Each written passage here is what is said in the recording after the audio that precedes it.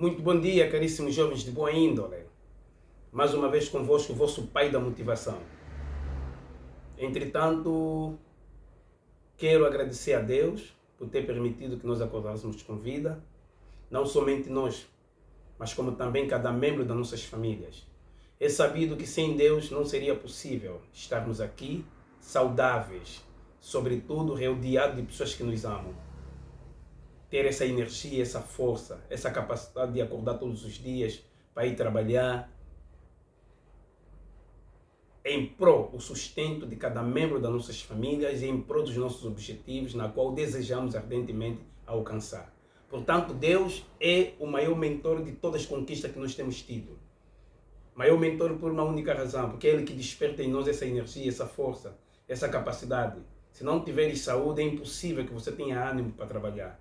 E quando você tem saúde, é Deus que permitiu que você tivesse essa saúde para possibilitar com que você consiga acordar todos os dias de manhã e ir atrás do pão de cada dia. Labutar para garantir o sustento, o mantimento em cada membro da sua família. Sem mais delongas, vou direito ao ponto. Ou seja, hoje eu trago um tema pertinente. Um tema que é rodeado de vários tabus. A sexualidade, ou seja, a educação sexual. A educação sexual é um tema que tem causado muito tabu. É um tema meio assustador para muita gente, sobretudo para a nossa realidade angolana. Nós, os angolanos, sobretudo os africanos, temos um certo tabu em falar abertamente com os nossos filhos sobre sexo. Temos um certo tabu em falar abertamente com as pessoas sobre sexo. Mas esquecemos que a sexualidade é uma formação que visa educar, orientar, instruir sobre assuntos relacionados ao sexo. Quando nós, insistentemente e de forma moderada, sobretudo inteligente, orientamos os nossos filhos sobre a sexualidade, a tendência é nós prepararmos crianças para um futuro adulto capacitado e orientado sobre este assunto. Eu vou dar um exemplo prático. Eu lembro-me quando eu estudei no ICRA, nós tínhamos quinzenalmente uma atividade social. Entretanto, chegamos de ir para o Zango. Naquela época, o Zango não era tão evoluído como agora. O Zango era uma periferia na qual não tinha um envolvimento, ou seja, o desenvolvimento que atualmente tem. Posto lá, encontramos um casal. E eram adultos. Não eram jovens, nem tampouco adolescentes. Ou seja, existem também jovens que são adultos. Mas quando eu digo que não eram jovens, estou a me referir que não tinham uma idade de 25 abaixo, mas de 30 para cima. Eram pessoas que, do ponto de vista de idade, eram experimentadas. Mas, todavia, quando eu cheguei para lá, juntamente com a minha equipe do ICRA, porque naquela época eram repartidas em cada turma 3 equipes que fossem a um determinado sítio para exercer atividade social, levávamos bens perecíveis, donativos por aí fora. Posto lá,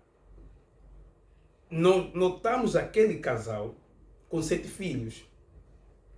E eles viviam em condições precárias, uma penúria absoluta. E eu próprio fiquei indagado com a situação e fiz uma questão ao esposo.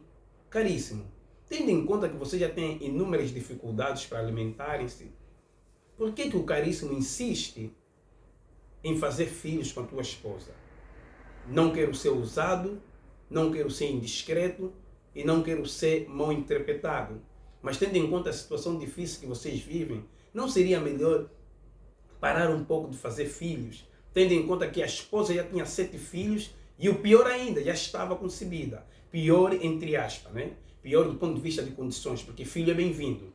Os filhos são a herança do Senhor e devem sempre ser considerados como bem-vindos. Mas tendo em conta as circunstâncias na qual o casal se encontrava, então era muito precipitado, sobretudo prematuro, que eles fizessem mais filhos. E essa era uma preocupação que eu tinha, juntamente com a minha equipe no momento. E o Senhor disse, o Senhor respondeu uma questão. Não, caríssimo, isso não depende de mim, depende da minha esposa. A minha esposa que tem que ter cuidado sem fazer filhos. Quando a esposa ouve essa afirmação do esposo, então a esposa defendeu-se, dizendo: não, eu não sei como fazer para evitar ter tantos filhos. Porque o meu marido chega, se relaciona sexualmente comigo e os filhos vêm. Como meu marido, eu não posso negar. Como meu marido, eu não posso rejeitar. É claro que ela tem razão. O casal deve ter abertura sexual, sobretudo na prática. Mas o que eu pude notar, o que aquilo realmente ensinou-me, do ponto de vista de aprendizado? Eu pude notar que aquele casal não tinha uma educação sexual. Aquele casal estava despercebido com relação à sexualidade. Porque se aquela senhora tivesse conhecimento que deveria fazer um planeamento familiar envolvendo métodos contraceptivos que impeçam que a mulher faça filhos quando não quer fazer, obviamente que aquela mulher livraria-se de tantos números de filhos que na época ela tinha. Então aí entra a importância da educação sexual. A educação sexual também envolve a parte na qual as pessoas devem aprender como se precaver para livrarem-se de gravidez indesejável e para impedir que façam muitos filhos. Aquela senhora estava desorientada, juntamente com seu esposo. Eram céticos quanto à educação sexual. Entretanto, é de suma importância que a educação sexual ela esteja no centro das nossas atenções. Quando nós pegamos os adolescentes e os jovens e orientamos eles com relação à sexualidade, a tendência é eles estarem mais preparados, mais precavidos, sobretudo mais assegurados em se relacionarem em situações que visam o sexo e eventualmente possa prejudicá-los. Por exemplo, o caso da gravidez indesejável. Um adolescente que sabe sobre a educação sexual, ele sabe como se precaver para não cair na cilada de uma gravidez indesejável. As DTS. Uma criança, um jovem, um adolescente que está apurado, que está desenvolvido do ponto de vista sexual, em termos de aprendizado, esse jovem, esse adolescente, dificilmente cai nas ciladas dos perigos da sexualidade mal apurada.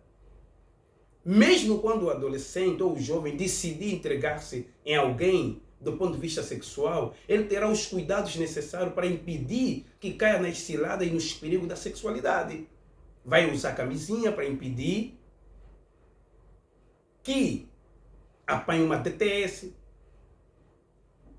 que apanhe uma HIV, vai usar o preservativo, porque ele já sabe que se relacionar sexualmente sem proteção pode contrair diversas doenças que possam comprometer o seu estado serológico, a sua personalidade. E vice-versa, as meninas idem.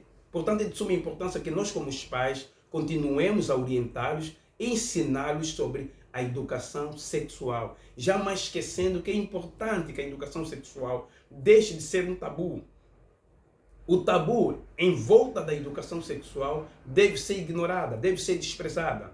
Devemos falar abertamente com os nossos filhos, com os nossos jovens, com os nossos alunos, com todo mundo, de forma moderada, sobre a sexualidade. Do ponto de vista espiritual, não esquecendo, a sexualidade também sempre foi orientada. Diz a Bíblia nos livros do Primeiro Testamento que quando as mulheres estivessem sob o ciclo menstrual, elas eram afastadas no sentido, então, de serem mais protegidas e conservadas e não comprometerem a sua personalidade como mulheres. E toda mulher que cometesse um adultério automaticamente era apedrejada. Sempre teve um certo cuidado sobre a sexualidade desde os tempos primórdios, desde os tempos mais remotos. Portanto, nós temos que desmistificar